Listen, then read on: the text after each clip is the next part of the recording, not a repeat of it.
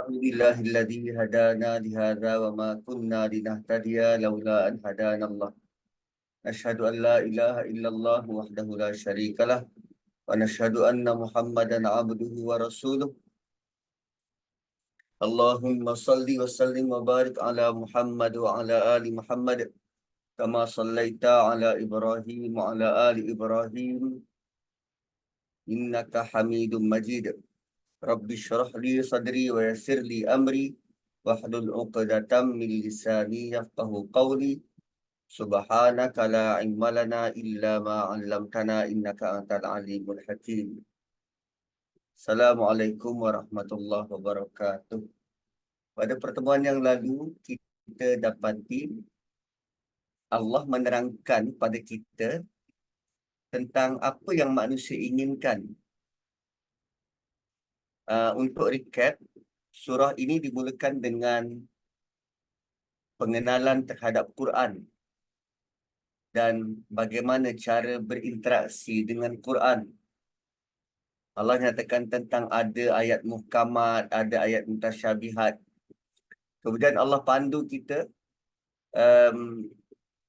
bagaimana sepatutnya kita mohon perlindungan pada Allah daripada hati yang tergelincir. Dan antara perkara-perkara yang boleh membuatkan kita tergelincirnya hati manusia iaitu jenis perhiasan-perhiasan yang telah disediakan. Dan sememangnya hati manusia, terutamanya kaum lelaki, amat tertarik dengan senarai yang telah Allah list downkan ni.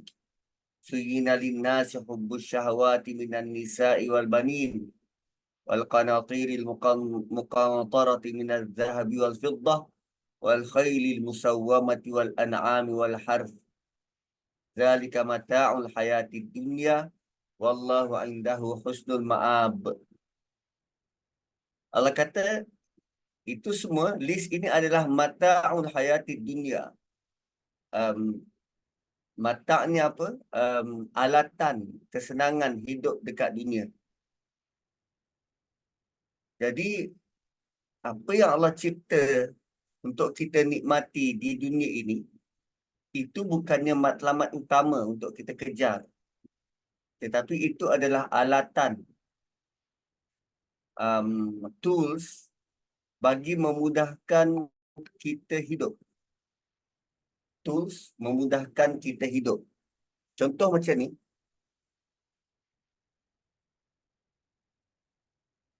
Katalah kita ada kemahiran menjahit. Kita ada kemahiran menjahit.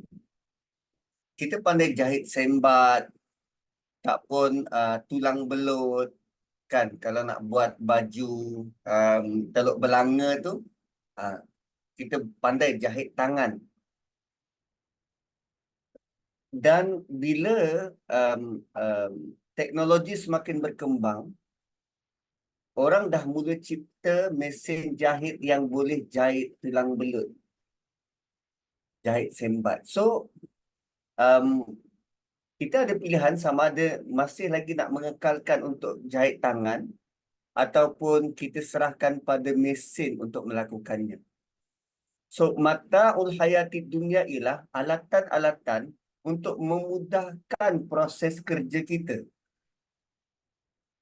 Dan kalau contoh tadi mesin jahit tu untuk memudahkan proses kerja kita, kita tidaklah sampai jatuh cinta kepada mesin jahit tu hingga dibawa masuk ke bilik tidur. Itu maksudnya, apa yang Allah beri, yang syahwat suka ini, dia hanya sebagai alat kita untuk memudahkan hubungan kita dengan Tuhan. Bukannya bermati-matian untuk itu, bukannya hidup semata-mata memperjuangkan ini. Tak. Itu bentuk mata'ul hayati dunia wallahu indahu husnul ma'ab, dan di sisi Allah ada tempat yang sebaik-baiknya. Wallahu indahu husnul ma'ab, dan bagi Allah lah tempat kembali yang sebaik-baiknya.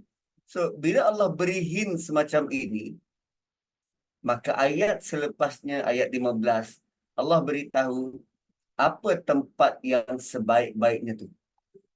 Apa tempat yang sebaik-baiknya. Qul a'unabbi'ukum bi khairin min zalikum. Katakan begini wahai Muhammad. A'unabbi'ukum. Maukah aku beritahu pada kamu, dan perkataan nabbi, nabbi ni maksudnya berita besar, berita penting. Maukah aku beritahu pada kamu suatu berita penting bi khairin min zalikum. Nak tak aku kabarkan kepada kamu satu perkara yang lebih besar, lebih baik daripada apa ayat sebelum ni. So, Allah sedang beritahu pada kita, ada nikmat yang lebih baik daripada nikmat dunia yang disebut pada ayat sebelum. Dan Allah suruh Nabi tanya dalam bentuk soalan, nak tak kalau aku beritahu pada kamu? Tuan-tuan, ini antara pendekatan yang Quran gunakan supaya perhatian manusia itu dapat diraih. Saya dulu, mak saya akan selalu guna perkataan-perkataan macam ni. Dia nak beritahu sesuatu, tapi dimulakan dengan soalan. Dia nak beritahu sesuatu, tapi dia mulakan dengan soalan. Nak menarik perhatian anak dia. Dia kadang dia kata, kalau mak ada berita ni, kau nak tahu tak? Kan dia mula dengan soalan. So bila anak dia kata nak, maksudnya kita sudah bersedia untuk mendengar. So begitu antara pendekatan yang digunakan oleh Quran. Satu maklumat penting didahulukan dalam bentuk soalan supaya manusia akan mula beri perhatian. So apa bentuknya? Unabbiukum bi khairin min zalikum. Nak tak aku beritahu pada kamu sesuatu yang lebih baik daripada itu semua, daripada ayat di atas, daripada ayat 14. Lilladzina taqaw 'inda rabbihim, iaitu bagi orang-orang yang bertakwa bagi mereka di sisi Tuhan, jannatun tajri min tahtihal anhar, syurga yang mengalir di bawahnya sungai-sungai. Syurga yang mengalir di bawahnya sungai-sungai. Kemudian khalidina fiha, dia kekal di dalamnya. Wa azwajum mutahharah, dan pasangan-pasangan yang suci, yang bersih. Wa ridwanum minallah, dan redha dari Allah. Wallahu basirum bil ibad, dan Allah sentiasa melihat dan sentiasa tahu akan keperluan hamba-hamba. Kita selalu dengar tentang gambaran syurga ini sebagai sungai yang mengalir di bawahnya.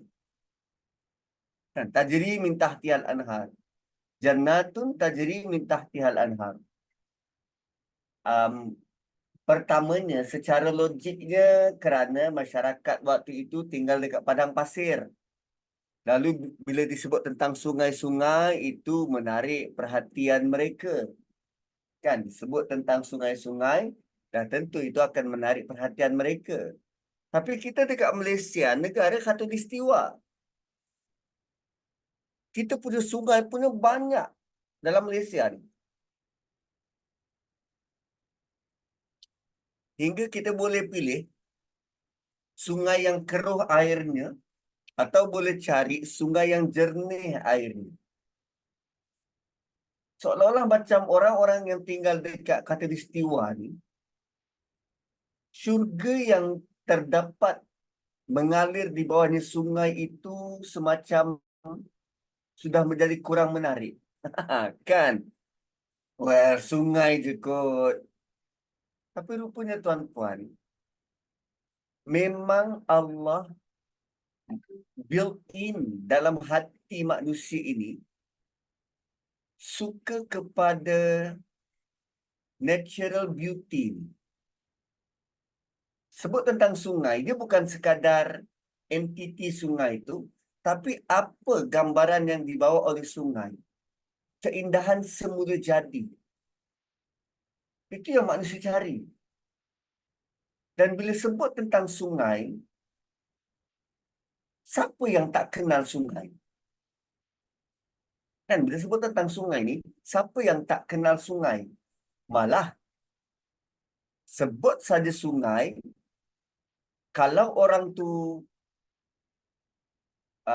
apa nama jenis visual, dia sudah boleh gambarkan sungai yang dia idamkan. Kan? Kalau orang tu jenis visual, dia sudah boleh gambarkan, nampak bayangan sungai itu bagaimana. Kalau orang tu jenis audio, auditory, dia boleh dengar bunyi aliran sungai itu. Malah kalau kita tengok apa nama dapatan YouTube, tuan-puan, orang-orang yang sukar nak tidur malam, dia nak release dia punya stres, dia akan cari bunyi-bunyian alam ni, terutamanya bunyi air mengalir, supaya dia dapat bertenang. Dan bunyi-bunyi macam tu dekat YouTube, dia punya capaian ratusan juta pendengar. Kan, kita tengok. YouTube, bunyi uh, river.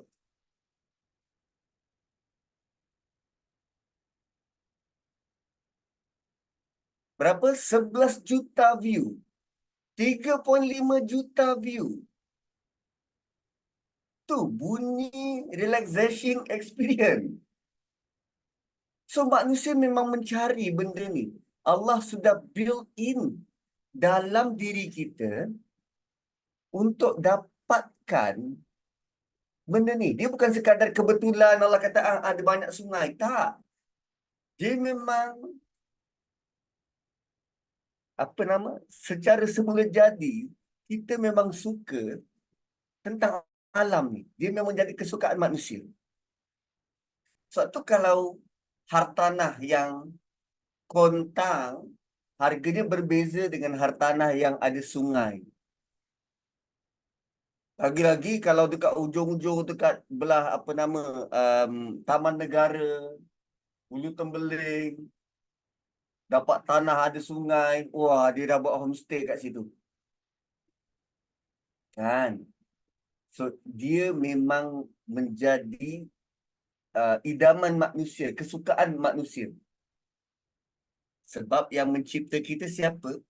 Allah. Kalau tadi list pada ayat 14 itu Allah list downkan dan lelaki tak boleh nak argue tentang list itu. Sekarang ayat 15 Allah kata lebih baik daripada itu, maka Allah datangkan inilah perkara yang lebih baik. Tajri min tahtihal anhar. Mengalir di bawahnya sungai-sungai. Bukan satu sungai, tapi beberapa sungai. Dan sengaja Allah letak perkara yang memang ada dekat dunia supaya kita dapat gambaran awal beberapa sungai. Dan kita kadang kalau nak healing dekat hotel, kita cari yang ada ocean view. Kan kalau ada orang-orang kaya, dia beli penthouse tingkat 30, 40 ke atas, dia akan buat artificial punya air terjun dekat atas semata-mata nak dengar bunyi air mengalir tu. Malah ocean view, sea view dengan yang apa nama pemandangan biasa, harga bilik dia dah berbeza. Itu bentuk nilai alam itu yang cuba dibawa melalui perkataan sungai. Pertama, nikmatnya ialah tentang sungai, tentang alam, tentang natural. Nikmat kedua, khalidina fiha, kekal di dalamnya. Oh, by the way,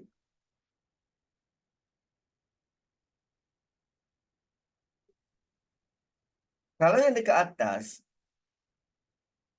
Allah sebut tentang wanita, tentang anak-anak, tentang harta yang bertimbun, emas dan perak, tentang kenderaan, tentang binatang ternak, tentang kebun-kebun. Apa kaitan dengan sungai ini? Bagaimana sungai boleh mengungguli apa yang ada ke atas? Kan? Sungai boleh mengungguli yang di ke atas dari sudut ketenangan. Ketenangan. Kalaupun tidak ada semua pada ayat 14 tu, kita tak dapatkan ketenangan seperti mana yang Allah tawarkan dalam ayat 15. Semua tu tak bermakna. So sebenarnya Allah nak highlight jannatun tajri min tahtihal anhar ialah tentang damai dan tenang. Damai dan tenang. Dan kedamaian dan ketenangan ini khalidina fiha, selama-lamanya. Kalaupun ada harta banyak bertimbun, tapi kita risau dicuri, risau anak dicolek, risau isteri curang, kereta kena maintain, binatang ternak kadang dapat penyakit, tumbuhan dan tanam-tanaman dekat kebun tu perlu dijaga, dibaja, dipelihara. Mana nak dapat tenang tu?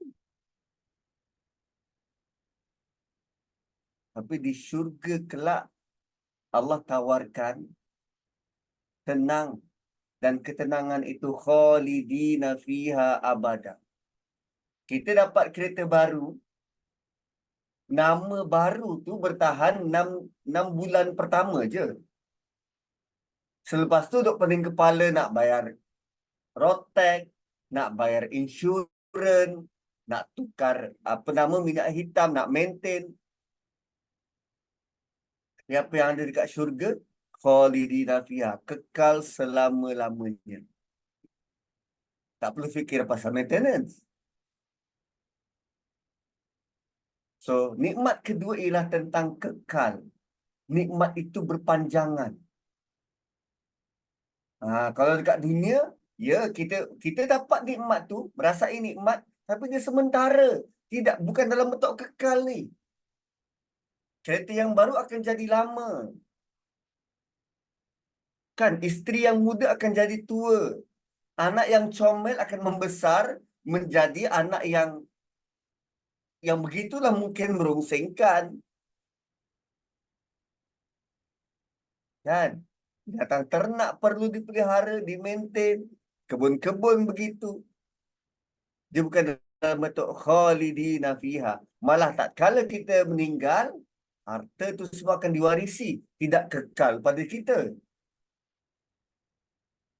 So, nikmat kedua ialah khalidina fiha.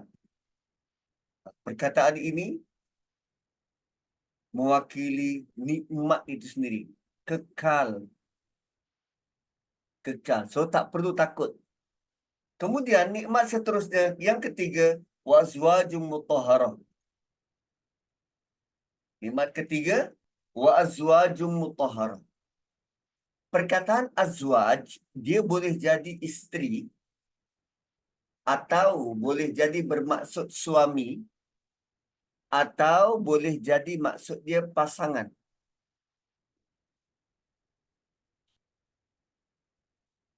Pasangan. Sebab tu dia tidak semestinya kalau yang masuk syurga tu lelaki, dikenakan dengan isteri dia? Tidak. Atau seorang isteri kena dengan suami dia? Tidak juga. Katalah dia berkahwin, kahwin cerai 4 kali, cerai mati. Kahwin suami pertama meninggal, kahwin kali kedua meninggal lagi suami dia, kahwin kali ketiga meninggal, kahwin kali keempat, tu kekal. So nanti dekat syurga, si isteri ni akan diberi pilihan, kau nak suami yang mana? 4 kot suami dia. Sebab tu Allah guna perkataan azwaj. Zauj, suami. Azwaj, bukan satu orang, multiple. Dan boleh jadi, kan kalau dalam list 14 tu kita fahami, lelaki memang mahu wanita. Tapi bagi wanita yang trauma hidup dia, sewaktu hidupnya diperlakukan dengan tidak adil, kan didera mungkin, disakiti mungkin perasaannya, mana dia mahu suami? So azwaj dekat situ boleh jadi pasangan. Apa bentuk pasangan ni? Kawan-kawan. Kawan-kawan yang sekepala.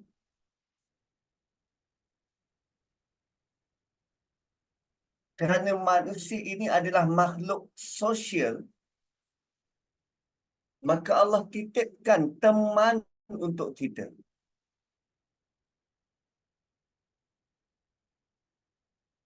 Kan Allah titipkan teman untuk kita. Ada juga yang argue begini, Ustaz, itu yang ekstrovert suka berkawan. Yang introvert yang sorang-sorang, kan? Perlu diingat tuan-tuan, orang-orang introvert, dia bukannya tak suka berkawan. Dia cuma dia pilih kawan dia tu introvert. Introvert dia tak suka nak luah secara publicly macam tu. Tapi kalau kena kawan sekepala dia, oi dia cakap lebih kurang orang ekstrovert. Tinggal lagi dia pilih kawan dia tu. Dia hanya bercerita, bercakap dengan orang yang dia selesa. Sekarang ni azwajum mutahharah ialah bentuk pasangan kawan yang mutahharah, yang tak ada nilai-nilai negatif, yang Allah sucikan. Tak ada cacat cela, suci fizikal, suci akhlak. Jasmaninya tak ada kotoran, tak ada najis, tak ada bau yang tak enak. Kadang ia kawan rapat tapi baunya Masya Allah. Kan? Mutahharah juga sudah diperelok. Cantik di pandangan mata. Akhlaknya langsung tak ada sifat buruk. Tak ada nak cemburu, nak marah-marah. Macam pasangan kita sekarang tak ada, tak ada, tak ada. Semuanya Allah sucikan. Wa azwajum mutahharah. Pemberian ketiga. So kalau nak dibanding ayat 14, Allah kata, hubbul syahwatu minan nisa. Ya, dia syahwat itu suka kepada wanita. Wanita tu macam mana? Wanita kan perangannya kompleks. Kan? Wanita pertama kita kenal berbeza dengan wanita kedua, dengan wanita ketiga, dengan rajuknya, dengan cemburunya, dengan macam-macam. Kemudian anak, anak pula perangai berbeza-beza. Anak pertama begini, anak kedua begini, anak ketiga begini. Ya, dia lebih kurang sama macam surah Baqarah yang itu. Wa basyiril ladzina amanu wa 'amilus shalihat anna lahum jannatun tajri min tahtihal anhar. Ha. So azwajum mutahharah, azwajum mutahharah. Dekat dunia tak ada. Tak ada nilai begitu. Yang fizikalnya baik, akhlaknya baik. So, ini level ketiga. Sebab tu ayat 14 Allah sebut ini semua mata. Maksudnya alat untuk memudahkan kita rapat dan dekat dengan Tuhan. Dia bukan nikmat sebenar, tetapi ini bentuk ujian. Bentuk ujian. So, nikmat sebenar nanti dekat dekat akhirat, dekat dalam syurga, seperti yang dibentangkan pada ayat 15. Wa azwajum mutahharah wa ridwanum minallah, dan keredaan dari Allah. Kalau di atas bermula dengan sungai, itu nikmat jasmani. Kemudian khalidina fiha, itu nikmat emosi. Kan kekal selama-lamanya itu kan kehendak keperluan emosi. Wa azwajum mutahhara, itu nikmat jasmani. Dan sekarang waridwanum minallah, dan ini nikmat emosi dan rohani. So, Allah sediakan kedua-dua aspek, jasmani dan rohani. Rohani itu emosi lah, keredaan dari Allah. Dan inilah nikmat yang paling hebat dan nikmat sebenar. Tak ada yang lebih hebat dari nikmat ini. Tak ada. Ridwanum minallah ni macam mana nak gambarkan? Ridwanum minallah ni macam mana kita nak gambarkan? Bayangkan kalau kita kita dapat capai sesuatu. Okay? Kita dapat keputusan yang baik dalam periksa. SPM lah misal kata. Lalu ayah kita kata, Abah bangga dengan kau. Apa kita rasa? Ui, bapak aku bangga dengan aku. Ataupun kita dapat anugerah khidmat cemerlang. Jabatan kita beri penghargaan, bagi sijil, bagi wang saku, naik pentas, kan, dibuat majlis, diucapkan tahniah kerana bertugas dengan sangat baik. Kenapa kita rasa, ui, kita akan rasa berbunga-bunga sebab orang hargai. Cuba bayangkan pula kalau PM yang beri kita anugerah tokoh Maulidur Rasul. Ataupun anugerah tokoh Ma'al Hijrah. PM yang beri penghargaan, ucapkan tahniah, kerajaan berbangga dengan jasa yang awak sumbangkan untuk negara ni. Dan sekarang ini, bayangkan, Allah berbangga dengan kita. Itu masuk ridwanun minallah. Allah bangga dengan hasil yang kita usahakan, sehingga kita dapat jejak kaki ke syurga. Bayangkan Allah beritahu kita yang dia reda dengan kita. Nazri, good job Nazri, good job. Tahniah sampai ke sini. Wow. Nikmat yang itu tak tergambar kita, tuan-tuan. Tak tergambar. Kita dapat ucapan penghargaan dari bapa kita, kita rasa sudah terharu. Atau dari bos kita. Atau dari Perdana Menteri. Tak pernah kita mimpi dapat penghargaan dari Perdana Menteri. Tapi ini adalah bentuk janji dari Allah. Mau tak aku beritahu pada engkau sesuatu yang lebih baik daripada apa yang ditawarkan pada ayat 14. Apa dia? Allah bangga dengan engkau. Oh, dahsyat. Ini bukan level surat penghargaan, tidak. Ini ridwanum minallah. Reda dari Allah. Wallahu basirum bil ibad. Allah sangat jelas, sangat tahu tentang kita. Allah sangat jelas, sangat tahu tentang apa yang kita lalui. Kita dekat dunia, kita struggle nak jaga isteri yang seorang ni. Allah tahu. Kita begitu khawatir, getir nak membesarkan anak-anak. Allah tahu. Kita kadang makan pakai kita pun tak cukup dalam pada nak beri nafkah dan membesarkan anak-anak. Allah tahu.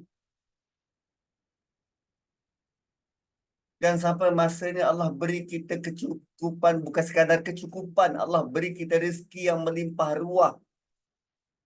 Hasil daripada kesabaran kita daripada awal, Allah tahu. Sampai ada masanya kita bertukar kereta setahun sekali. Allah tahu. Kan kebun kita daripada 1 ekar kepada ratusan ekar. Allah tahu. Usaha kita untuk tiap tahun berkorban, sembelih binatang korban. Allah tahu. Wallahu basirun bil ibad. Allah sangat tahu tentang hamba dia. Maka kalaulah kita dapat menyedari perkataan ini, wallahu basirun bil ibad, kita akan rasa, kita akan ada perasaan takut untuk buat salah. Kita akan jaga amal kita, kita akan jaga hati kita.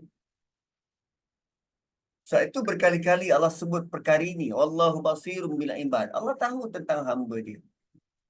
Maka kita yang membaca ini perlu ada kesedaran bahawa Allah sentiasa tahu tentang kita. Dan kita akan mula berhati-hati.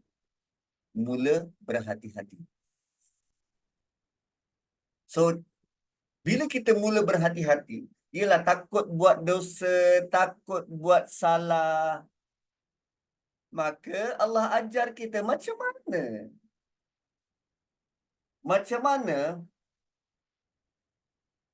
perasaan orang-orang yang takut buat dosa dan takut buat salah ni? Ialah dia tahu Allah sentiasa memerhati, maka orang itu akan melazimi mengungkapkan ungkapan-ungkapan pernyataan beriman dan ungkapan-ungkapan taubat. Inilah sifat dan doa mereka.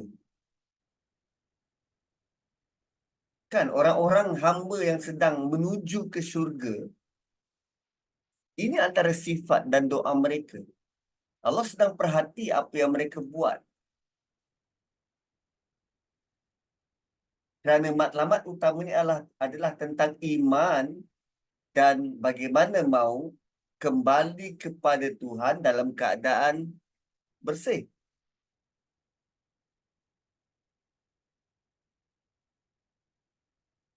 Kan matlamat hidup kita ini adalah tentang bagaimana menjaga iman dan mahu kembali kepada Tuhan dalam keadaan bersih.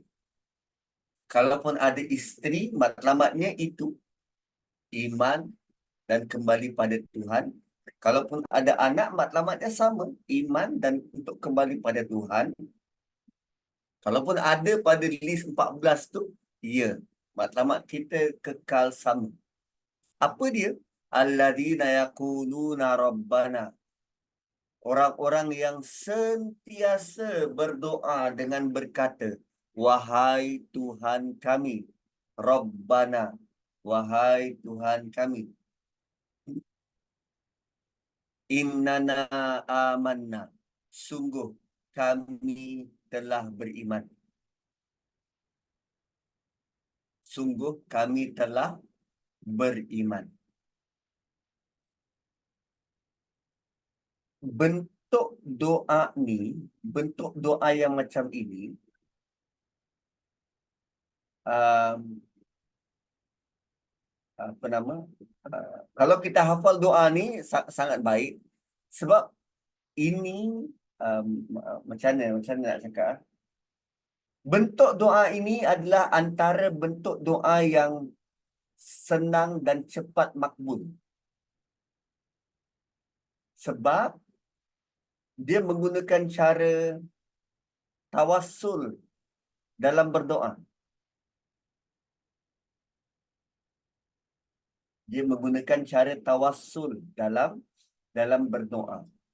Ada sebuah hadis panjang Nabi cerita tentang tawassul ni. Nabi cerita tentang tawassul.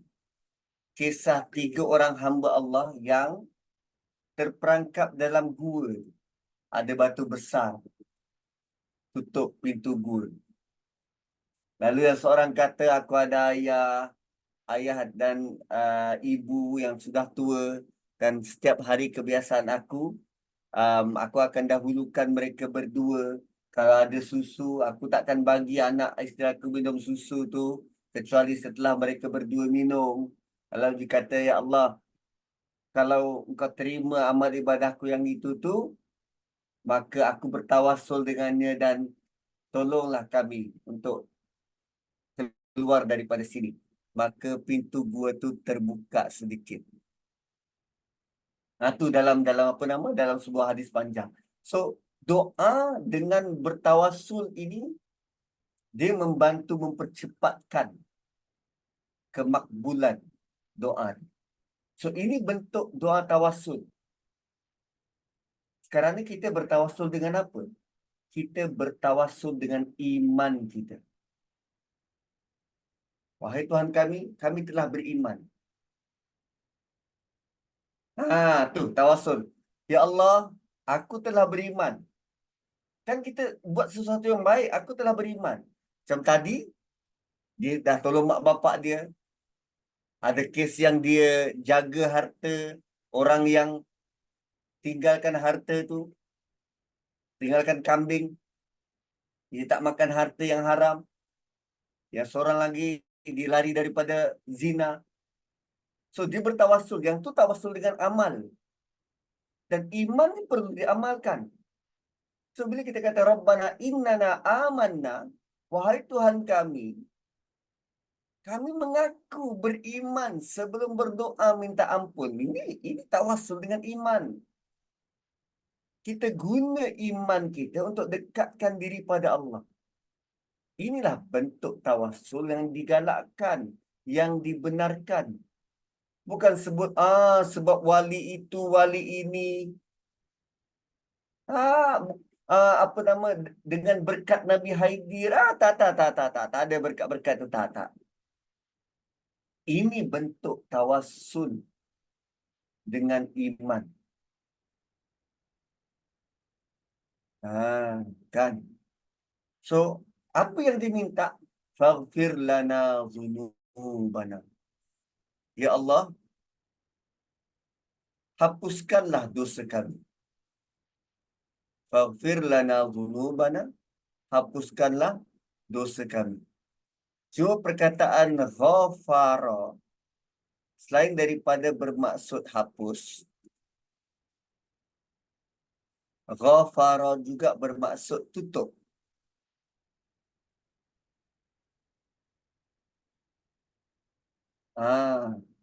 Selain daripada bermaksud hapus, ghafara bermaksud tutup.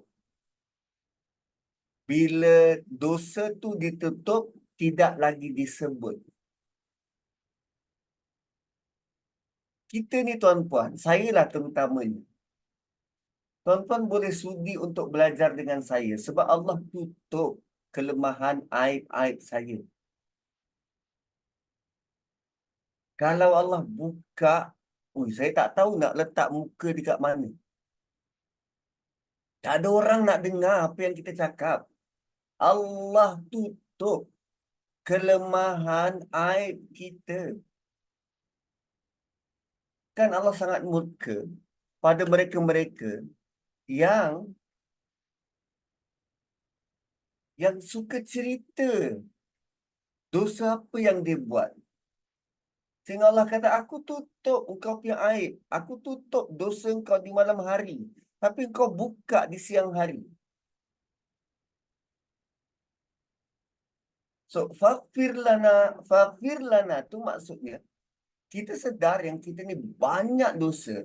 Kita harap sangat Allah tutup terus dosa tu. Jangan lagi disebut-sebut.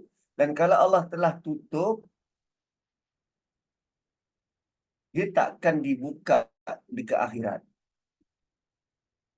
Dan syarat untuk aib kita sentiasa ditutup, jangan buka aib orang lain. Sebab kesalahan kita, dosa kita ni, kita dengan Allah je yang tahu. Kita dengan Allah je yang tahu. Tuan-tuan, kita pernah lalui. Ada ustaz-ustaz yang kantoi terpampang dekat dada akhbar. Dia buat kesalahan begini, dia buat kesalahan begini, dia dituduh begini, dia dituduh begini. Siapa yang buka tu sendiri? Allah. Allah yang buka. Kalau Allah berkehendak, Allah boleh buka semua dan kita tak boleh nak keluar rumah pun. Sekarang kita minta Allah tutup aib kita, kesalahan kita ni, Allah tutup. Syarat dia, jangan buka aib orang lain. Jangan cerita tentang orang lain. Jangan. Jangan rendahkan orang lain. Jangan. Dan maklumat itu, panduan itu ada dalam surah Hujurat. Jangan buka. Tapi perlu diingat, orang-orang yang Allah buka aib dia ni, boleh jadi dia tak pernah buka pun aib orang lain. Jadi kejadian tu kenapa? Allah mahu uji dia. Kan contoh macam kisah Aisyah. Dia tak buat salah pun. Berkaitan dengan peristiwa ifki. Dia tak buat salah. Tapi orang-orang munafik ini bawa cerita bahawa dia ada affair dengan seorang sahabat Nabi yang lain. Maka tersebarlah cerita itu, diperkatakan oleh seluruh penduduk Madinah sebulan lamanya. Dan menariknya, dalam tempoh sebulan itu, yang menanggung perit cerita tersebut ialah Nabi dan para sahabat. Waktu tu Aisyah sedang sakit terbaring sebulan lamanya. Dan dia tak tahu apa-apa. Tak tahu berita yang berlaku dekat luar. Tak tahu. Tak tahu. So boleh jadi orang sedang berkata tentang kita dekat luar dan Allah pelihara kita sehingga kita tak tahu apa-apa.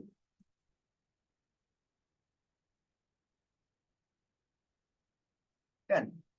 Orang sedang sibuk sebut tentang aib orang-orang lain dekat luar. Tapi dalam masa yang sama Allah pelihara kita sehingga kita tak tahu apa-apa. Benda semacam ini kan biasanya apa perkataan yang kita selalu guna, kau ni kolot lah, outdated. Kan outdated katanya. Kau tak tahu ke cerita artis tu? Entah aku tak tahu. Kau ni katak bau tempurung. Selalu dapat apa nama? Gelaran macam tu kan. Ada dalam surah Nur. Dalam surah Nur, Allah puji wanita yang macam tu.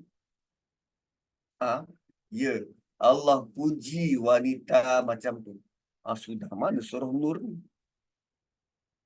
24. Ni, ha, 24. Allah puji wanita yang macam ni. Yang tak tahu apa-apa, yang apa nama? Yang naif, ghafilat istilah dia. Innal ladzina yarmunal muhsanatil ghafilatil mu'minat. Perkataan ghafil. Ghafil ni lalai. Ghafil ni maksudnya lalai. Maksud asalnya lalai.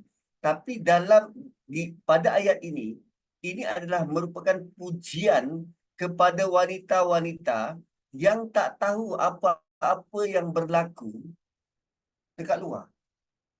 Tentang gosip orang tu dengan orang ni, tentang skandal orang tu dengan orang ni, tentang apa yang berlaku pada jiran dia, tak tahu, tak tahu. So Allah sedang memuji wanita yang ghafilat. Dan ini adalah perkara yang sukar untuk dicapai oleh wanita zaman. Terus kat mana ni? Kan. Kita pula tak tahan kena perli macam tu. Yelah, okay lah. Spill the tea, please. Minta spill the tea. Bila punya ghafilat perlu kepada wanita. So, kalau kita tutup aib saudara kita, Allah akan tutup aib kita. So, sekarang ni, kita minta pada Allah, hapuskanlah dosa kami. Tutuplah. Jangan sebut-sebut lagi. Faghfir lana zunubana. Dan zunub ni, dia maksud asal dia ialah ekor. Zunub ni maksud asal dia ekor. Tapi lazimnya kita sebut dosa. Zunub ni kalau boleh disebut begini. Dosa paling ringan, kesalahan paling ringan. Kita minta Allah tutup kita punya dosa, hapuskan dosa kita daripada seringan-ringan dosa sehingga seberat-beratnya. Daripada sekecil-kecil dosa sampailah yang paling besar. Faghfir lana dzunubana. Kalau kata akar dia ekor, macam mana ekor tu boleh jadi dosa? Dia macam ni. Kita tahu kemampuan diri kita dan kita sendiri ada standard kita. Ada piawai-piawai ni. Katalah kalau tulisan kita tu cantik, kan? Kita menulis tulisan kita cantik, tapi ada sekali tu tangan kita mungkin cedera, lalu bila kita menulis tulisan kita tu tak capai standard yang kita nak. Kan? Tulisan kita tu kita tak boleh nak perform, mungkin sebab demam ke, sebab apa, kerana sesuatu, maka kita menulis tu tak cantik. Itu bentuk zunub. Kita tidak capai standard yang biasa kita buat. Contoh lain, katalah Puan Syamsina biasa sembahyang 5 waktu dekat masjid, takbir pertama di mana azan dikumandangkan, tak macam mana waktu raya baru-baru ni, tengah dia sibuk layan tetamu dekat rumah, tiba-tiba azan zuhur. Biasanya dia dekat masjid dah. Tapi bila dia dengar azan tu, aku masih kat rumah. Lepas tu dia cepat-cepat bergegas pergi masjid. Sampai masjid, imam dah rakaat ketiga. Apa dia rasa? Ui, aku boleh buat lebih baik daripada ni. Biasanya aku dapat takbir pertama bersama dengan imam. Ini rakaat ketiga atau bentuk zunub. Cara yang kita buat dan kita tahu kita boleh buat lebih baik daripada ni. Dia bukan pun kesalahan. tapi bentuk kelemahan mungkin, kealpaan, kelalaian. So kita minta yang level itu pun Allah tutup dan sembunyikan. Faghfir lana dzunubana. Dan kemudian waqina azabannar. Peliharalah kami dari azab neraka. Pelihara kami dari azab neraka. Dan untuk pelihara doa, kita mohon Allah pelihara. Allah mahu kita guna satu huruf dia. T. T, T ni maksudnya save. Pelihara. Waw ni dan. Na ni kami. Dan pelihara kami.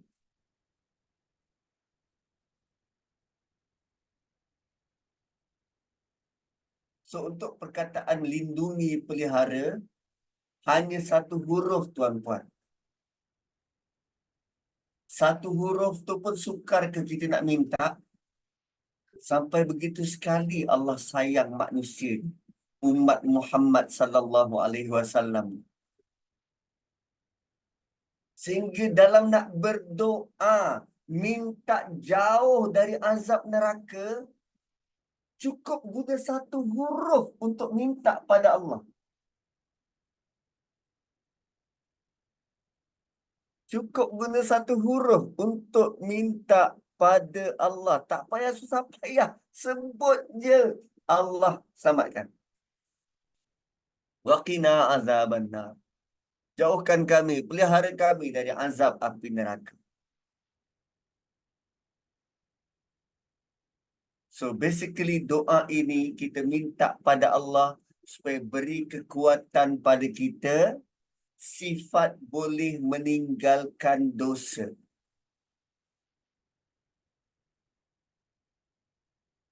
Nah, kita mahu itu.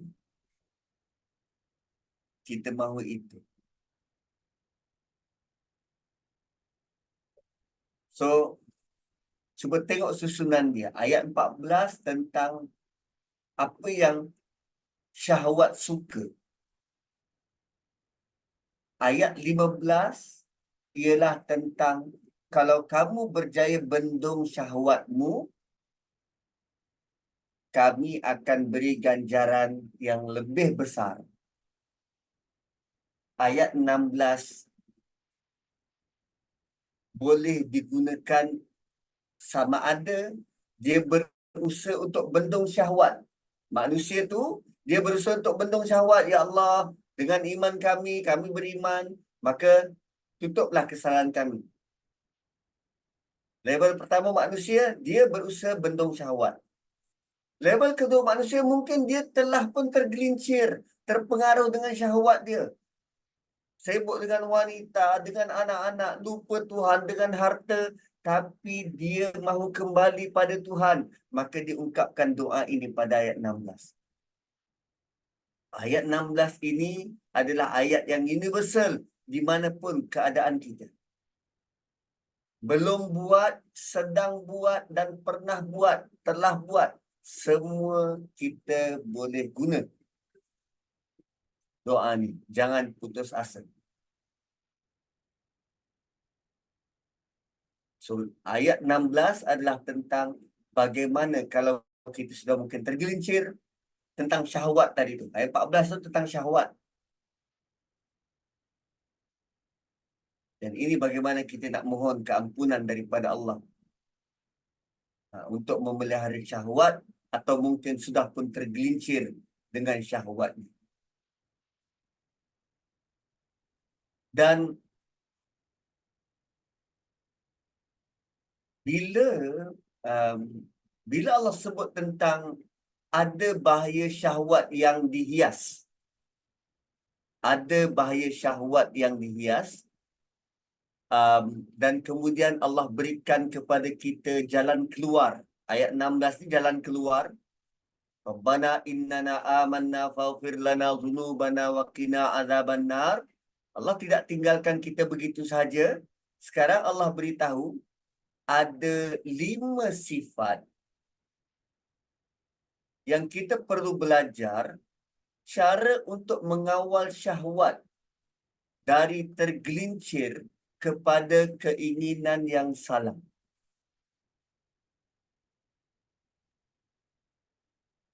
Sebab pada list ayat 14, kita akan mudah tergelincir kepada perkara yang salah. Nafsu tu tak salah, tapi kena kawal. Nafsu tu perlu ada, perlu dibendung. Jangan dilepas bebas. Dan banyak je contoh-contoh dalam agama ini, tuan-tuan. Bila sebut tentang mengawal, Allah menggunakan perkataan-perkataan yang lazim digunakan oleh bangsa Arab untuk mengawal haiwan, terutamanya kuda, unta ataupun kambing. Perkataan-perkataan itu sebelum kedatangan Islam lazim digunakan oleh orang-orang Arab ni untuk mengawal haiwan. Contohnya apa? Contohnya perkataan puasa, saum. Perkataan saum tu, sebelum Islam datang, diorang guna perkataan saum.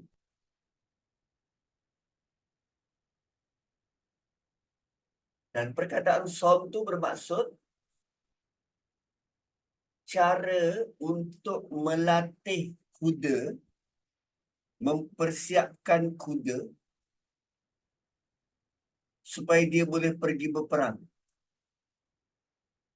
So, kuda ni, dia perlu dilatih. Dia perlu, sebab kuda bukan binatang padang pasir. Jadi dia perlu dilatih ketahanan stamina. Perlu dilatih tidak cepat dahaga. Perlu dilatih ketangkasan. So, latihan-latihan itu dinamakan saum.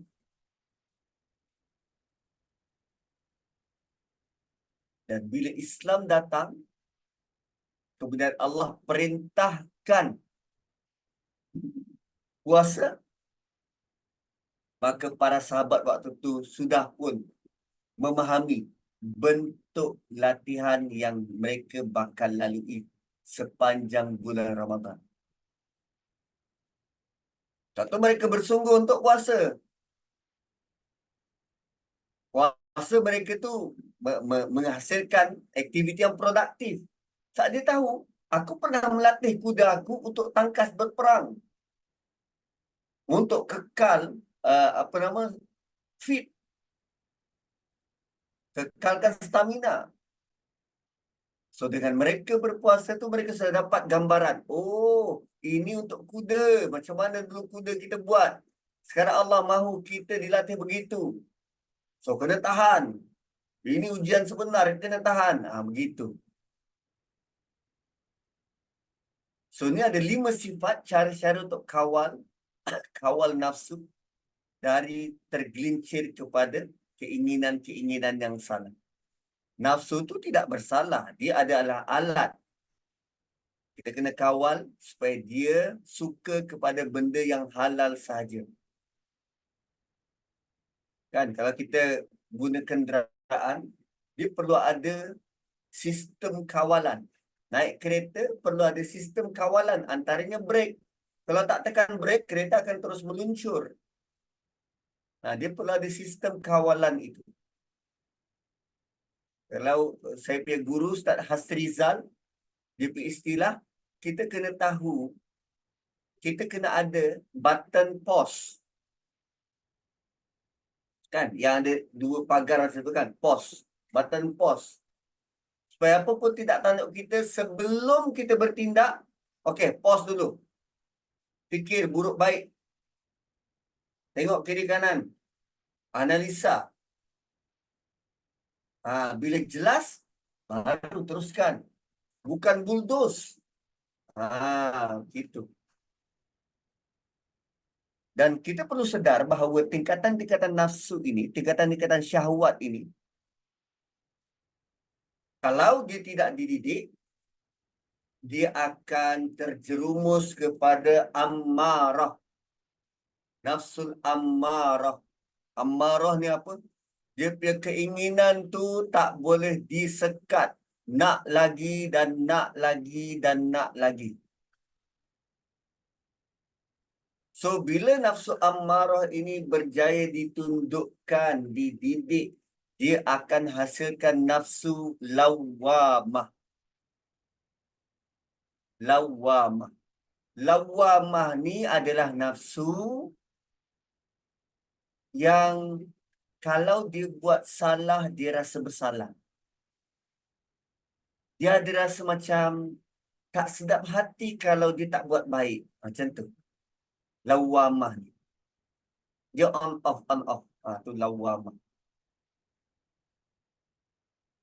So, dirikannya tu kalau dia rasa tak sedap hati, tak buat baik, terus saja buat kebaikan. Supaya hati tu, nafsu itu reda dan tenang. Bila nafsu lawamah ini berjaya dibentuk, maka dia akan hasilkan nafsu yang terakhir, nafsul mutmainnah, jiwa yang tenang. Jiwa yang tenang. Kerana nafsu, dia macam kuda liar, dia teringin untuk berlari saja. Nafsu memang ingin perkara-perkara yang tak boleh. Itu memang nature kepada nafsu. Bezanya, adakah kita ada break?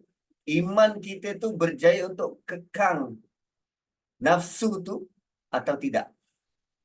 Satu orang beriman sepatutnya dia boleh tahan nafsu mereka dan dia tidak ikut kehendak nafsu. Dan cara Nabi menerangkan tentang keinginan nafsu dan perlu tahan tu ada melalui beberapa hadis, antaranya Nabi sebut al-awwalu laka wasaniyu alaika. Yang pertama tu untukmu, yang kedua itu berdosa buatmu. Ini tentang apa ni? Tentang tengok perempuan. Kalau ada perempuan lalu, kan mata-mata lelaki ni dia suka macam tu kan. Dan kita susah nak kawal mata ni. Dia bukan bila kata menundukkan pandangan tu, bukannya berjalan tunduk, tak. Kita kena kawal pandangan mata. Nabi kata, yang pertama tu, ya, itu untukmu. Maksudnya bila ternampak, that's it. Jangan tengok kali kedua. So, bagaimana kita boleh tahan diri kita daripada tak melihat kali kedua? Itulah bentuk kawalan kepada nafsu. Yang boleh kawal tu siapa? Takwa dan iman. Lagi-lagi kalau kita pakai spek mata hitam. Orang keliling bukan nampak mata ustaz tu ke mana. Ustaz Nazri ni. Mata tu ke mana? Tak tahu. Yang boleh kawal tu siapa? Iman dan takwa je. Memang nafsu nak kepada perkara-perkara yang tak boleh ni. Tapi dia ada beza antara orang beriman dengan yang tidak beriman. So sekarang kita nak tahu apa bentuk-bentuk, apa sifat-sifat yang boleh mengawal nafsu. Pertama, as-sabirin. As-sabirin. As-sabirin, tahu dah kan, orang-orang yang sabar. Orang-orang yang sabar. Semua sifat-sifat ini, dia dalam bentuk isim fa'il. Kalau dalam bahasa Inggerisnya, a doer. Kalau dalam bahasa Melayunya, sifat ini sudah menjadi jati diri orang tu. Dia bukan baru belajar nak sabar. Tak. As-sabirin, penyabar. Kita selalu translate apa? Orang-orang yang sabar. Tidak tak? As-sabirin ialah penyabar orangnya. Dia memang terkenal dengan kesabaran. Dan sabar dia ada beberapa cabang. Pertama, seperti yang kita tahu, sabar dengan musibah. Cabang seterusnya, sabar dalam taat. Dan sabar dalam taat itu, dia akan membentuk konsistensi. Konsisten. Konsisten. Dan untuk konsisten ni, untuk istiqamah ni, dia perlu sabar kan? Buat benda yang sama berulang kali itu kan sabar. Untuk konsisten solat tahajud setiap malam, itu perlu kesabaran. Susah dilakukan. Banyak dugaan. Nak lawan ngantuk lagi. Nak lawan bantal. Itu perlu konsisten. Dan untuk konsisten itu, kita perlu tahan daripada mengadu itu dan ini. Kata, "Oi, susahlah, sukarlah." So, dunia memang medan ujian. Kalau dia senang, itu syurga. Tidaklah dinamakan ujian. So, pertama tadi sabar dalam musibah. Yang kedua, sabar dalam taat. Sabar dalam taat. Kan, ketaatan kita untuk apa nama, consistently solat 5 waktu sehari semalam. Kan benda yang sama je kita ulang-ulang. Orang melihat benda tu sama. Tapi bagi kita orang beriman, setiap solat itu, kita menanggap ini peluang untuk aku tambah baik dan tambah baik dan tambah baik. Solat kita hari ini beza dengan yang semalam. Orang melihat, sama je kau solat macam tu. Tak, tak, tak. Aku tambah baik. Aku berusaha untuk tambah lebih baik dan lebih baik. Bacaan aku mungkin, pemahaman aku mungkin, zikir yang aku ungkapkan mungkin. Kan? Ha. Dan antara perkara um, yang tidak dikira sebagai membazir ialah berlebihan bersabar. Kalau kita berlebihan guna air, itu dikira membazir. Berlebihan pada makanan, itu membazir. Tapi sabar, berlebihan pada sabar, itu tak dikira membazir. Apa saja musibah, ujian mungkin, dahulukan dengan sabar.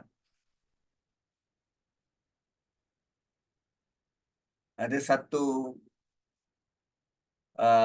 apa nama, tragedi yang berlaku pada surah Baqarah. Tuan-puan dah lalui. Surah Baqarah, kisah Daud mengalahkan Talut, mengalahkan Jalut.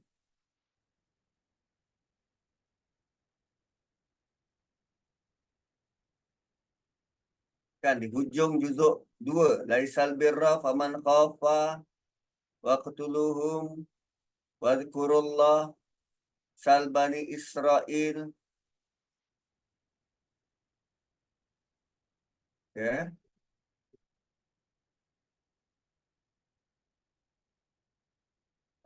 Okey, di sini.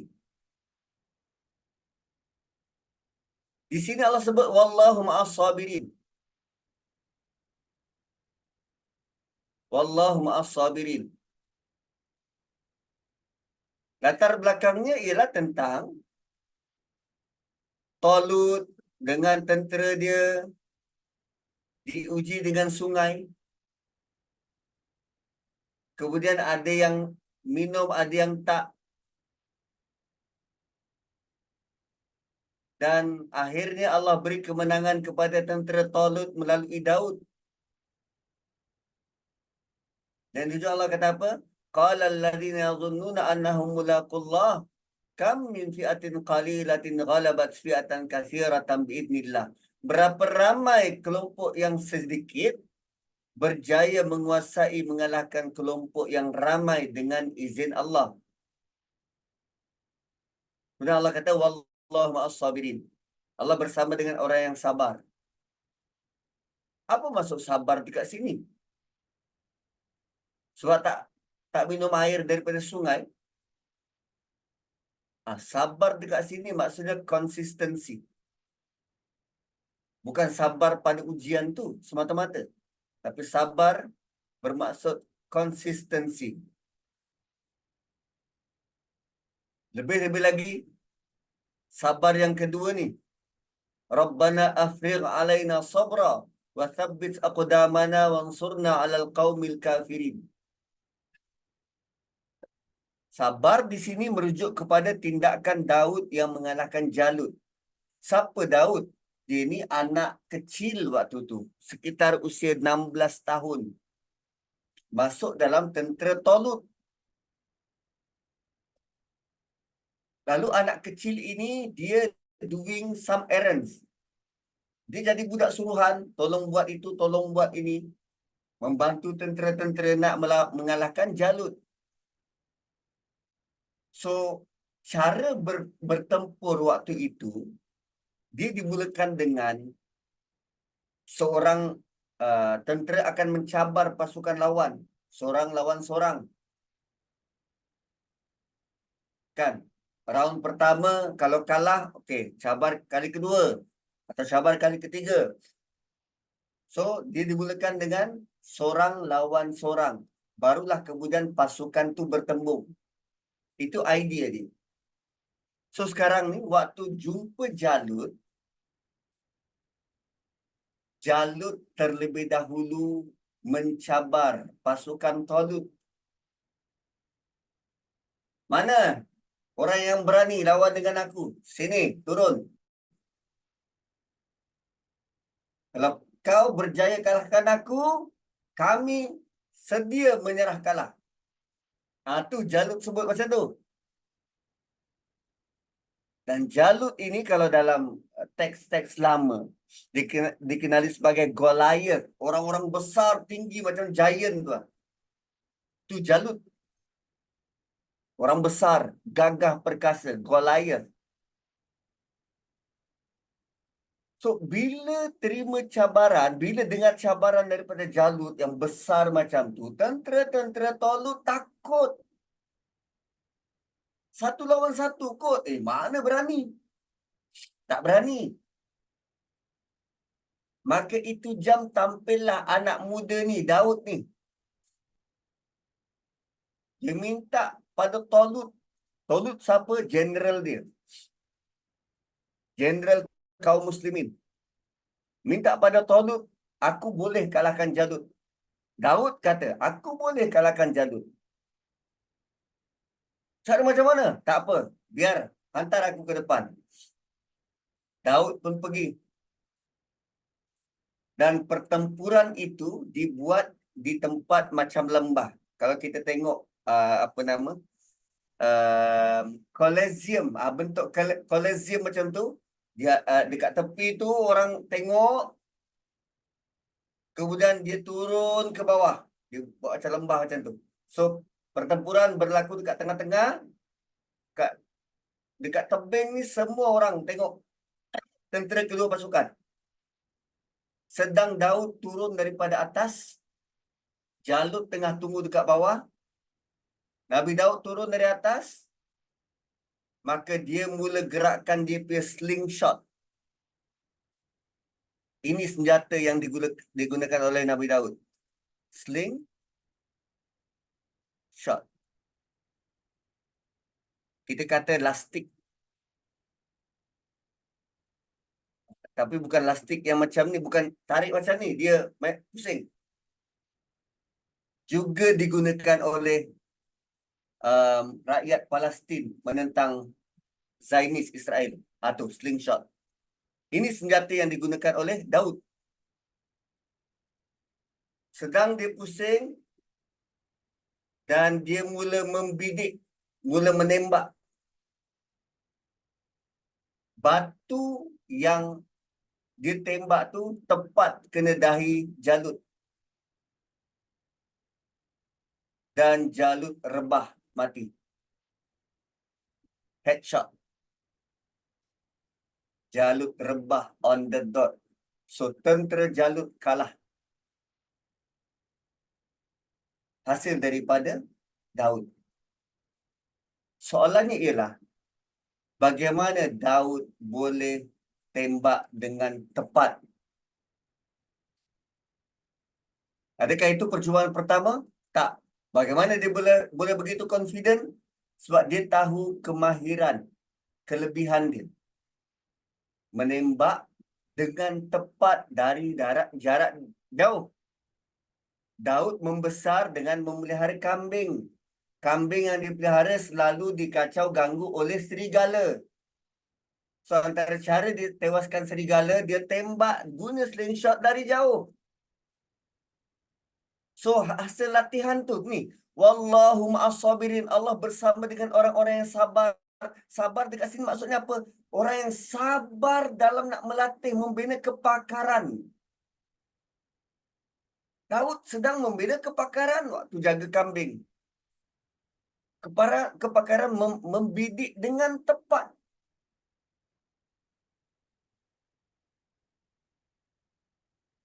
So, di sini sabar bukan perkataan sabar yang lazim kita artikan sebagai tahan ujian. Tak. Mereka beribadah bukan sekadar ibadah tapi sedang membina kepakaran. Konsistensi dalam ibadah tu. Ibadah dia semakin berkualiti. Dia baca Quran dia semakin berkualiti. Solat semakin berkualiti. Inilah skill yang kita nak bina. Dengan kita membina skill tu, kita dapat menekan, mengawal, menundukkan syahwat. Dan kita baru sifat yang pertama. Dah 10:30. Next week kita jumpa lagi untuk sifat selanjutnya. So, tuan-tuan dan puan-puan, terima kasih bersama pada malam ini. Besok hari Jumaat dan mulakanlah bacaan solawat sebanyaknya dan moga-moga kita dapat dapat syafaat dari Nabi SAW hasil daripada salawat kita, syafaat yang Allah kurniakan kepada Nabi. Dan jangan lupa baca juga at least 10 ayat daripada suratul Kahf. Barakallahu li wa lakum bil Qur'anil azim wa nafa'ani wa iyyakum bima fihi minal ayati wa dzikril hakim. Assalamualaikum warahmatullahi wabarakatuh. Kembali kepada Puan Moderator kita. Waalaikumsalam. Waalaikumsalam. Terima kasih banyak Ustaz. Kita tutuplah hari ini kita punya ceramah. Okay, saya Nak tanya. Boleh. Ustaz dah tak ada. Ustaz ada lagi. Ustaz, apa dalam ayat 16 tu, huruf Qaf tu tadi, Ustaz kata tu kan, huruf Qaf tu bentuk apa Ustaz? Dia PL ke apa tu? Sebab selalu perkataan kan kena 3 huruf kan. Dia kenapa Qaf satu? Adakah dia half? Tapi dia bukan half, dia membebaskan kan. Macam PL. Bentuk apa Ustaz? PL Amar. PL Amar. PL Amar. Kita minta pada Allah. Wakina. Lagi satu Ustaz. tahap keimanan yang macam mana yang membolehkan kita bertawasul dengan ni, Ustaz? Adakah tahap iman yang seorang-seorang kuku ke yang kena betul-betul beriman tu, Ustaz, yang baru boleh bertawasul? Okey. Perkataan amanah ini fi'il madhi, telah beriman. Telah beriman. So kita bertawasul dengan iman kita sebelum ni. Sebelum ni pernah tak beriman? Ya, kita sedang beriman. Kita sedang melalui proses beriman kan. So sebelum ni telah beriman. Dah boleh guna dah. Dia tak kira iman tahap mana pun. Yang penting kita sudah beriman dan menggunakan tiket iman kita tu untuk bertawasul pada Allah. Buat baik. Bila kita mula guna, baru kita sedar, ya, aku ada nilai yang aku boleh letak cagar depan Tuhan untuk doa aku. Tawasul kan bentuk cagaran. Ya Allah, aku buat macam ni, aku baca Quran. Boleh tak kau sembuhkan penyakit aku? Ya Allah, aku berpuasa pada hari ini, Allah. Boleh tak kau mudahkan? Itulah bentuk tawasul. Tawasul dengan amal kita. Tawasul dengan iman kita. Allahu'alam. Ustaz, tapi Ustaz kadang-kadang rasa kita ni tak cukup amal untuk bertawasul, tambah kalau dulu-dulu walaupun kita beriman, kita masih kurang, tak tahu macam mana, dosanya banyak masa muda-muda kan. Macam mana tu? Jadi rasa macam tak layak untuk bertawasul kerana terlalu banyak dosa yang lama tu, walaupun sudah bertaubat. Tak apa. Itu tu mainan syaitan je. Syaitan yang bisikkan, kau belum layak. Tak. Allah tidak pernah pun memandang hamba dia dalam kategori, ini belum layak. Tak. Kita buat aja. Sebab kita yakin dan percaya. Bukankah bila Allah sebut tentang kau berdoa padaku, aku akan makbulkan. Kan, ud'uni astajib lakum. Ya, tahu tu. Dalam bulan-bulan yang biasa. Kalau dalam bulan puasa, bulan Ramadan, Idza sa'alaka ibadi anni fa inni qarib ujibu da'watad da'i idza da'an. Ya. So kalaulah dalam bentuk kita belum berdoa, Allah sudah makbulkan, dan dalam doa kita tu kita minta pengampunan, itu sebenarnya sudah lama diampunkan. Kita je yang kurang tak confident. Allah sentiasa menanti doa dari kita. Begitu. Assalamualaikum Ustaz. Nak tanya Ustaz. Dalam ayat ni, dalam tiga muka surat pada suratul Ali Imran ni, Allah gunakan nas. Kadang-kadang dalam certain surah dia gunakan insan. Kadang-kadang bashar. Cuba Ustaz tolong terangkan mengapa dalam yang Ali Imran ni nas yang digunakan. Okey.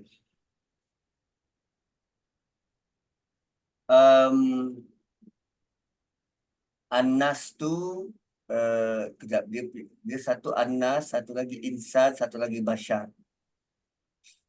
Kalau an-nas dalam surah ini, Allah tuju kepada manusia-manusia yang dirasa dia tak ada kaitan dengan agama ni pun, terutamanya orang-orang Nasrani. Dirasa mereka bukan sebahagian daripada Islam. Dan seruan ini kepada seluruh manusia, an-nas. Insan, kalau dalam surah insan tu, insan selain daripada kata akar dia nasia, tempat lalu lalang lupa, insan juga bermaksud tanah lapang dan dia menonjol di tengah-tengah. Itu maksud insan.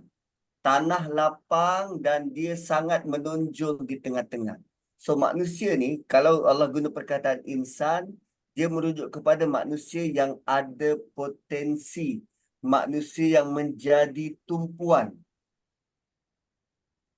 So bila kita jadi tumpuan, kita kena react, bertindak selayaknya kerana kita tempat tumpuan, menjadi tumpuan. Bashar pula, bashar digunakan, dia merujuk kepada kerana kita diliputi oleh kulit. Bashar tu maksud kulit. So kita ni makhluk yang begitu jelas kulitnya, tu bashar. Dan kenapa disebut kulit? Dia kerana kita perlu kepada perlindungan yang berpanjangan. Tu bila sebut bashar tu, ayat-ayat ni adalah tentang kembali kepada Tuhan, tentang peringatan terhadap perlindungan, bentuk-bentuk macam tu. Kalau Anas, dia kepada manusia secara keseluruhannya. Wallahu alam. Nanti kalau ada jawapan yang lebih ni, saya akan datangkan. Syekh. Assalamualaikum Ustaz. Ya, waalaikumsalam. Okey, tadi masa Ustaz terangkan berkenaan dengan dalam ayat 15 berkenaan dengan nikmat, Ustaz ada bagi contoh berkenaan dengan kalau wanita yang suami meninggal, lepas tu dia kahwin lain, dan Ustaz mention azwaj kan, maknanya pasangan kan. Saya ada terbaca ada satu hadis Abu Dar radhiyallahu anhu kata Nabi sabda mana-mana perempuan yang mati suaminya kemudian dia kahwin akan suami lain, maka perempuan itu adalah bagi suaminya yang terakhir itu. Ni hadis Tabarani.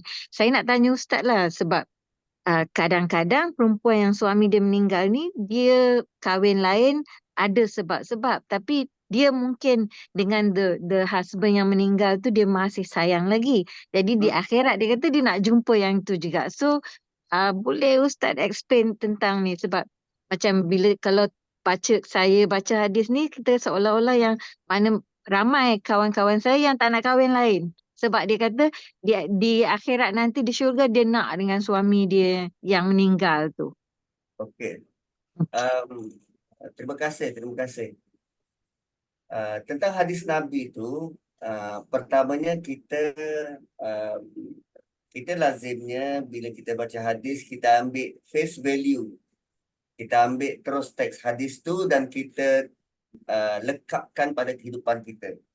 Sebenarnya teks hadis bila kita nak ambil, kita perlu tahu latar belakang hadis tu diturunkan bila dan diucapkan kepada siapa. Baru kita jelas tentang duduk perkara tersebut.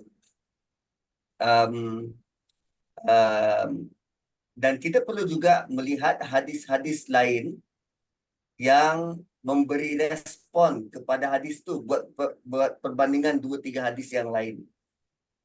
Kerana Quran menyatakan tentang di syurga kamu akan dapat ma tashtahihil anfus, apa yang disyahwatkan oleh individu tu, apa yang dia nak. Kalau dia nak suami pertama, Allah bagi suami pertama. Ma tashtahihil anfus wa taladzul a'yun, dan apa yang disukai oleh mata. Kenapa wanita suka window shopping? Sebab dia suka tengok. Tapi apa yang dia tengok belum tentu dia dapat. Window shopping tu kan istilah anak tengok-tengok je, nak beli tak ada duit. So di syurga dia akan dapat apa yang nafsu dia nak. Mungkin Nabi sebut begitu ada occasion tertentu kepada sahabat tertentu. Sebab boleh jadi ada hadis-hadis yang tak terpakai untuk semua orang, hanya kepada golongan-golongan tertentu. Bayangkan kalau dengan suami pertama dia, itulah cinta pertama dia, dan dilayan dengan baik. Bila kahwin kali kedua dia didera. Takkan nak dibalikkan kepada lelaki itu. So sebab tu melihat kepada hadis tu, dia mungkin ada latar belakang kisah kenapa Nabi keluarkan hadis yang semacam itu. Contoh lain, kan kita biasa dengar tentang hormat pada mak 3 kali berbanding ayah. Ada kan hadisnya tu? Seorang lelaki bertanya pada Rasulullah, kepada siapa yang aku perlu beri penghormatan ataupun beri khidmat? Nabi kata pada ibumu. Lepas tu lelaki tu tanya, kemudian Nabi sebut lagi pada ibumu. Kemudian Nabi sebut lagi pada ibumu. Kemudian baru Nabi sebut pada ayahmu. Tahukah kita bahawa hadis ini sebenarnya khusus untuk lelaki itu? Bukan untuk semua lelaki. Kerana lelaki yang sedang berdialog dengan Nabi ni, Nabi sangat kenal dengan dia. Dia ni bias. Dia suka pada bapa dia. Dia tak suka pada mak dia. Sebab tu Nabi kata, kau kena berbakti pada ibumu. Bukankah pada kali pertama sepatutnya kali pertama Nabi sebut engkau kena berbakti pada ibumu, kita kalau kita dengar, okey, terima kasih ya Rasulullah, aku balik dulu. Tapi kenapa dia lanjutkan pertanyaan kemudian? Seolah-olah dia tak setuju dengan jawapan Nabi. Lagi? Kan? Kalau kita ini je. Ada lagi? Kan seolah-olah macam kita tak setuju dengan jawapan pertama, kita nak dengar jawapan yang kita nak dengar. Satu Nabi ulang sampai 3 kali. Gitu. So, dia berkaitan hadis ni, kita kena, saya bukan pakar hadis, tapi kita kena rujuk kepada orang yang benar pakar, kena tahu latar belakang hadis tu, bagaimana situasi Nabi waktu tu, sahabat mana yang jumpa, dan baru kita boleh cerakinkan. Ada banyak sebenarnya hadis-hadis. Contoh hadis yang Nabi kata, aku nampak ramai wanita di neraka kerana mulut. Kenapa Nabi keluarkan kenyataan macam tu? Kan? Kenapa tak kata, lelaki pun boleh tahan juga mulut dia. Tapi kenapa Nabi kata ramai wanita di neraka dan kuncinya mulut? So, kalau kita buat analisis, cuba untuk buat analisis seadil mungkin, kita melihat begini. Beza antara lelaki dan wanita, lelaki ni, dia tak boleh bercakap sembarangan. Kerana perkataan dia tu boleh jadi hukum. Suami kita, dia tak boleh sebut tentang talak cerai sembarangan kerana boleh jadi hukum. Sama juga dengan lelaki yang jadi wali, dia tak boleh terima menikahkan sembarangan kerana dia jadi hukum. Berbanding wanita, apapun wanita cakap, dia tak jadi hukum. Kan? Apapun wanita cakap, dia tak jadi hukum. Wanita sebutlah tentang talak, tentang cerai, tentang apa pun, dia tidak jadi sumber hukum. Dia tidak jatuh sebagai hukum. Jadi untuk mengimbangi supaya wanita juga berhati-hati dalam bercakap, maka Nabi keluarkan hadis.